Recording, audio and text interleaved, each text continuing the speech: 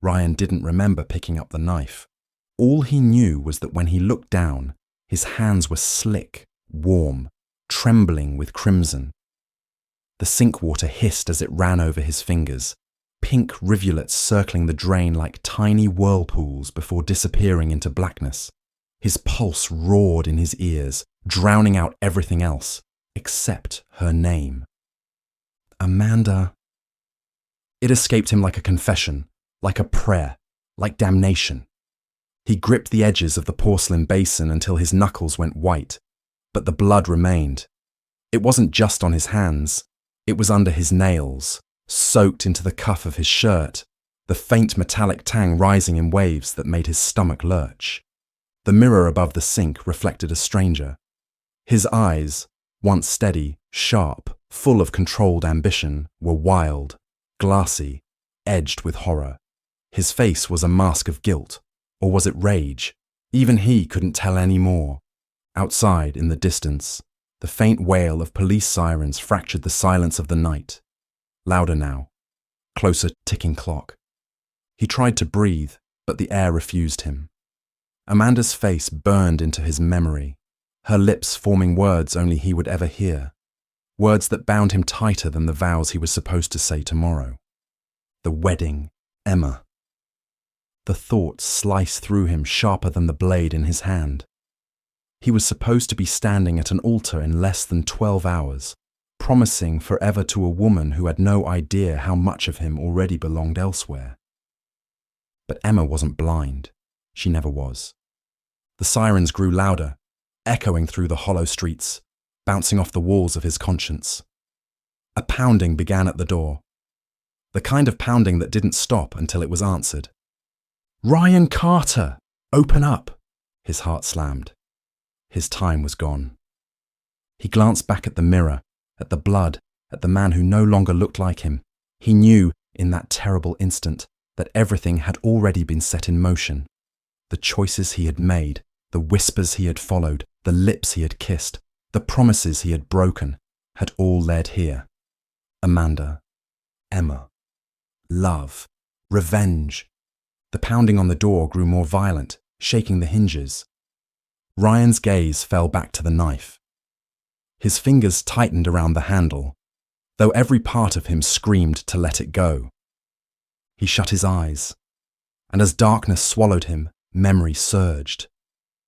Back to the beginning, to when Amanda first smiled at him, and the world he thought he controlled began to unravel. 6 months earlier, Ryan Carter was the man everyone envied. A senior partner at one of the city's most powerful law firms at just 32, he had carved out his life with precision. The townhouse in the upscale district, the corner office with glass walls that overlooked the skyline, the perfect woman on his arm. Emma Sinclair. She was elegance personified, golden hair swept into neat chignons, smile measured, her presence lighting up every room she entered. Born into old money, she was the kind of woman who was photographed at charity galas, the kind who never let a wine glass clink against the table. Ryan had once told a friend that she was serenity in human form, but serenity had its edges. At their engagement party, guests toasted their union as if it were destiny. Emma's hand rested lightly on Ryan's shoulder as he spoke, her smile unwavering. Yet Ryan noticed, even in that glow of champagne and laughter, the way her grip tightened ever so slightly whenever another woman leaned in too close, when admiration in someone else's eyes lingered too long on him. "Perfection," she whispered that night as they stood on their balcony, city lights blinking below. "That's what we are. You and me, Ryan. Untouchable." He nodded, kissed her temple, smiled. But inside, something restless stirred, because even perfection can suffocate. Amanda Harper entered his life like a spark in dry tinder. She wasn't like Emma, not polished, not predictable.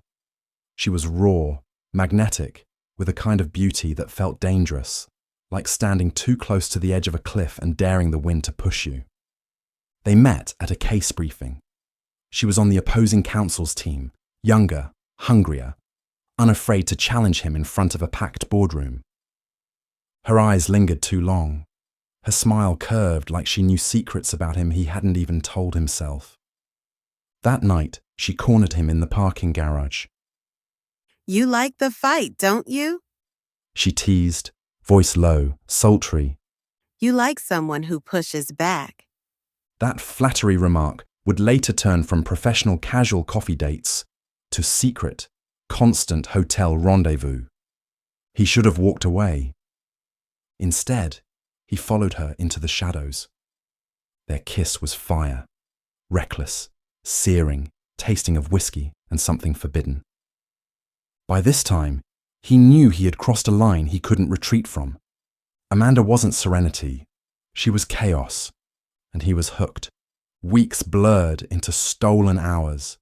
More hotel rooms appointments, locked doors, texts that lit his phone at ungodly hours.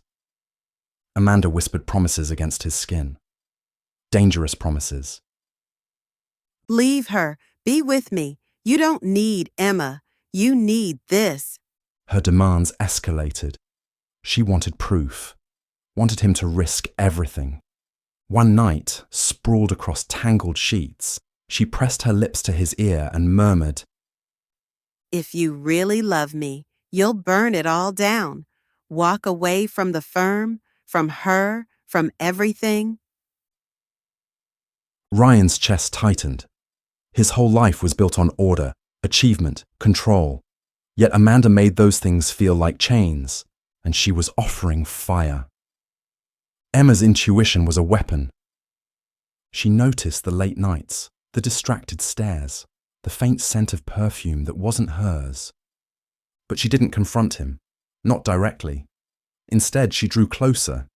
She tightened her grip in ways he barely registered, rearranging his calendar to help, slipping into his meetings to support, whispering that she was his anchor when storms raged. Her voice was velvet, her smile angelic, but Ryan sometimes caught a flash in her eyes, sharp, cold, calculating. One night, she reached across the dinner table, brushing her fingers over his. "Whatever it is that's pulling you away," she said softly, "just know, I'll never let anything come between us." It should have sounded loving. It sounded like a vow and a threat. The wedding loomed closer, an unrelenting countdown. Amanda pressed harder. "Run away with me. Before it's too late." Her texts grew desperate, her tone urgent. Emma pressed too, though differently. "I know you, Ryan. Better than anyone. You belong with me. You always will." He lay awake at night, staring at the ceiling, trapped between two women, one offering ruinous passion, the other suffocating control. Each day felt like a step closer to a precipice. The night before the wedding, Amanda vanished. Her last message, "If you don't come to me now, you'll lose me forever." She didn't show up to court the next morning. Her apartment door was ajar, her things scattered, her phone abandoned. Whispers began, her colleagues questioned. Then the police arrived. Ryan found himself staring into hard eyes across a table, hearing words that chilled him. "You were the last person she contacted. Where were you, Mr. Carter?" He didn't have to wait long for answers. On the wedding night, after vows exchanged and champagne flutes clinked, Emma leaned close, lips brushing his ear. "She won't bother you again," she whispered. He froze. Emma's smile was serene as ever. Her hand on his was steady. "You were being reckless," she murmured, voice soft enough only for him. "So I fixed it. I protected us. Now, you're mine forever." His stomach turned. His new wife wasn't just aware. She was complicit, or worse. That night, Ryan sat alone in their hotel suite, his chest heavy with dread. Emma slept peacefully beside him, her arm draped possessively over his chest. His phone buzzed. A photo, Amanda's necklace, bloodied, resting in a palm he didn't recognize. A message followed. "You thought I was gone? But no one gets rid of me that easy." Ryan's breath caught. His skin went cold. Across the room, Emma stirred, her hand tightening on him even in sleep. By now, Ryan knows he's caught in between a rock and a very obscure, hard place. His career is on the line, his new marriage, now uncertain. Most of all, his reputation now appears to inevitably stare at the approaching mudslide. What really happened to Amanda? Is she alive? Or is someone just trying to blackmail him? Thanks for watching. Subscribe to the Crimson Motives channel for more thrilling stories.